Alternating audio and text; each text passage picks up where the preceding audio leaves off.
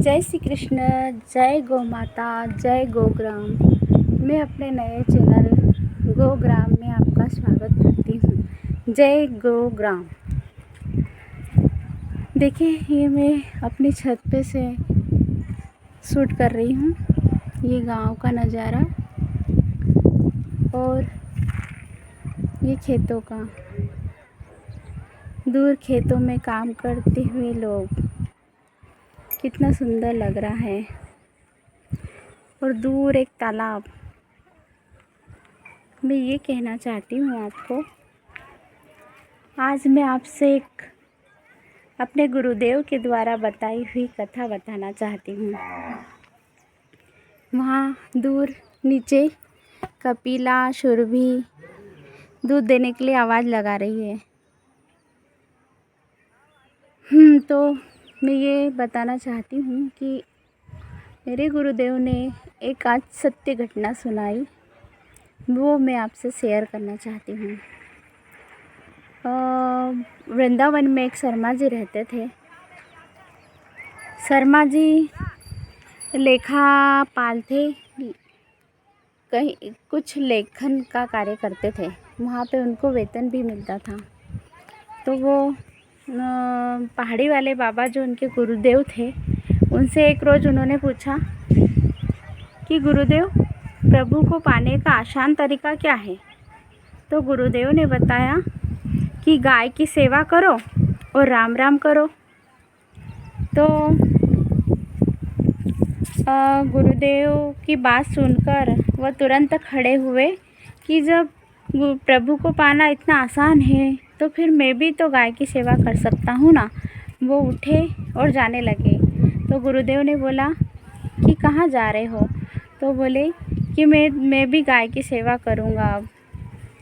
तो वो निकल पड़े और गुरुदेव को जाते हुए बोल रहे थे कि मैं जितनी मेरे से गायों की सेवा हो जाएगी उतनी गायों की सेवा करूँगा। तो गुरुदेव की बात सुनकर शर्मा जी निकल पड़े।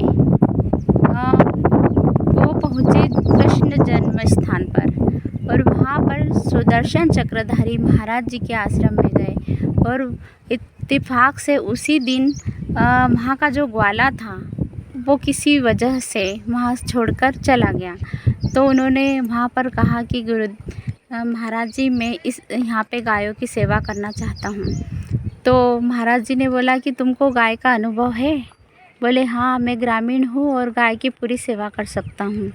गाय को धोना, चारा डालना सभी मुझे कुछ आता है। तो फिर उन्होंने उन्हें रख लिया। बोले उसके बदले क्या लोगे तुम?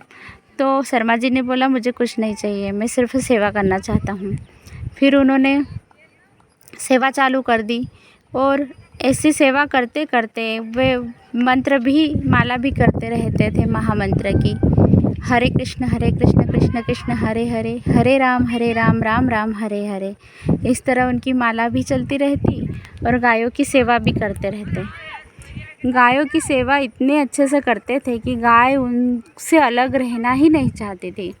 जब भी वो ओझल होते थे तो गाय उन्हें आवाज़ लगाकर बुलाती थी। फिर उसके बाद उनको ऐसी सेवा करते करते 7-8 महीने बीते और वो एक दिन बैठकर माला कर रहे थे तो श्यामा गाय खड़ी हुई थी और गोरी गाय बैठी हुई थी। तो वो बोल रहे थे कि प्रभु, आज तक मुझे कोई दर्शन नहीं हुए। गुरुदेव ने कहा था कि गाय की सेवा करने से तुम्हें दर्शन होंगे, पर मुझे कोई दर्शन नहीं हुए। तो क्या मैं इतना अभागा, मेरे पाप इतने बड़े हैं कि आप मुझे दर्शन नहीं दोगे? ऐसे करके वो रोने लगे। जैसे ही वो रो रहे थे तो देखा कि गौरी गौ माता के अंदर एक नीला प्रकाश हुआ और बाल कृष्ण उसके अंदर खेलने लगे। वो देख के बड़े भावुक हो गए और वो देखने लगे, अरे इसमें तो लड्डू गोपाल हैं। और लड्डू गोपाल उन्हें देखे जा रहे थे, हंसते थे और मुस्कुराकर उनकी और बहुत ही अच्छे से भावुक कर देने वाली नज़रों से देख रहे थे।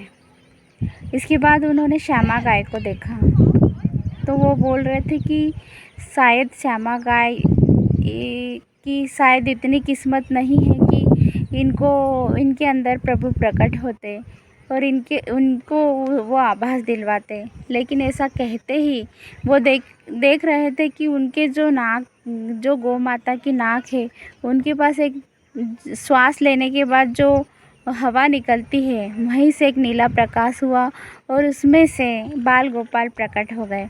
जैसे ही गौ माता अंदर श्वास लेते थे तो गोपाल जी अंदर चले जाते थे और सांस छोड़ते ही गोपाल जी बाहर आ जाते थे।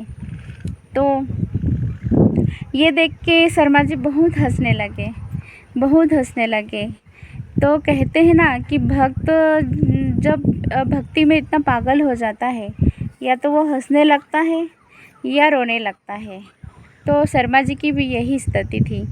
वो इतना हंस रहे थे कि आश्रम वाले जो वहाँ के व्यवस्थापक थे, उनको लगा कि ये शायद पागल हो गया, तो उन्होंने उनको नौकरी से निकाल दिया। लेकिन शर्मा जी अब कहाँ नौकरी करने वाले थे, अब तो उन्हें प्रभु मिल चुके थे। और ये बात उन्होंने उनके गुरुदेव पहाड़ी वाले बाबा को आकर बताई। जब मेरे गुरुदेव वहीं पर थे, उस समय उन्होंने ये घटना उनके मुँह से सुनी।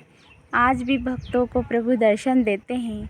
यदि हम सच्ची श्रद्धा और भक्ति से गाय माता की सेवा करें तो हमें प्रभु तुरंत दर्शन देने के लिए तैयार खड़े हैं। हमारी ही भक्ति में कुछ कमी है शायद, इसीलिए प्रभु आने को तैयार नहीं। लेकिन यदि हम एक कदम चलते हैं तब प्रभु 100 कदम चल के हमारे पास आते हैं। ऐसी ही अच्छी बातें गौ माता के लिए यदि आप सुनना चाहते हैं तो मेरे इस चैनल को लाइक, सब्सक्राइब एंड शेयर करें। धन्यवाद। जय श्री कृष्ण, जय गोग्राम, जय गौ माता।